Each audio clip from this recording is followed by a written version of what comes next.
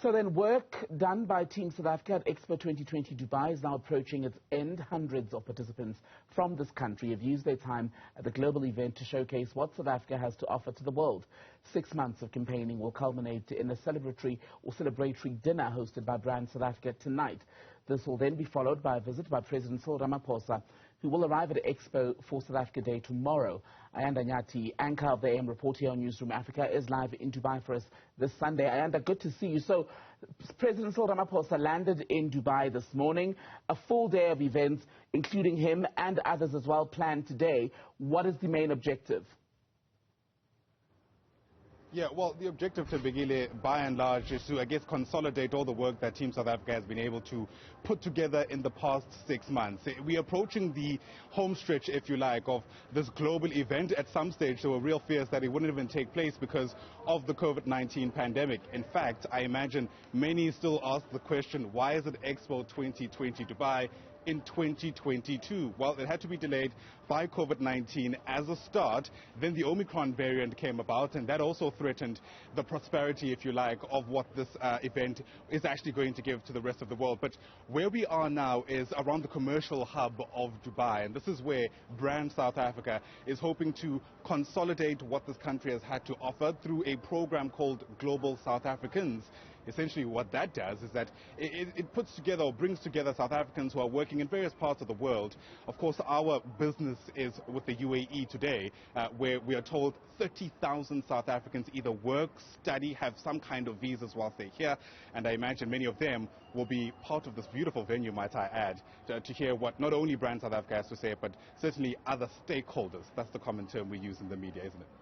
And what are the impressions of the other nations at Expo 2020? Because when I was there, I recall last year, there was a lot of excitement. When you talk about South Africa, people think of the two main things, Nelson Mandela, the 2010 World Cup, but the country is clear in that there's much more to this country. Absolutely. In fact, Esther Mahlangu's artwork, if you like, stands out prominently as you enter into the South African pavilion. Interestingly enough, today we spent part of the conversation I had with the acting CEO of Brand Estate, Stembile Ntombela, speaking about how difficult it must be to sell South Africa, given, ironically, what's taken place or what's happened to Esther Mahlangu herself. Of course, many headlines there back at home highlighting just how widespread crime is, that someone so iconic, someone who is arguably at the center of the best we have to offer at the South African pavilion, being a victim to something like crime. It certainly does bring into sharp focus the ongoing concerns that the president tomorrow will have to try and navigate in trying to sell the best of South Africa, crime being one of them, the ongoing energy crisis that we're facing. Operation Dudula also certainly set to take center stage in a context where we know that a lot of economies in Southern Africa actually rely on migration and remittances.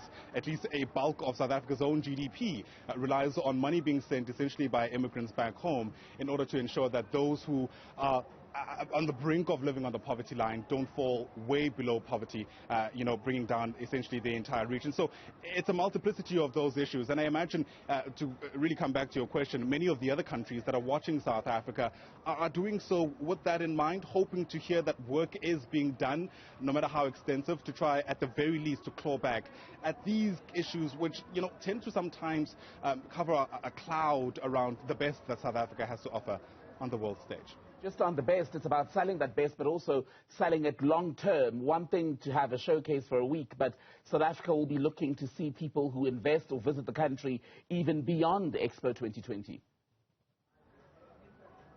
Without a doubt. In fact, what we've heard in the last couple of hours is that South Africa, imports about 16.7 billion rand worth of goods from the UAE, exports about 17 billion rand. And so, to give you some context, that's about 80 or 70% respectively of those different transactions. And so, the kind of relationship that South Africa has with the UAE is going to be incredibly important moving forward, given the kind of economic ties that take place. You're absolutely right. It wasn't just about sustaining this kind of image for a moment.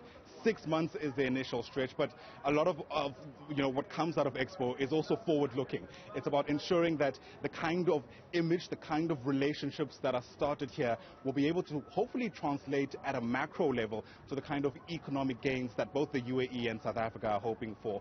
And again, the President will, without a doubt, be speaking towards those issues tomorrow when he finally takes to the stage at the Al Wasl. In case you've forgotten some of those Arab terms, that's the big dome that many people might be able to identify easily, centered geographically at the heart of the Expo itself.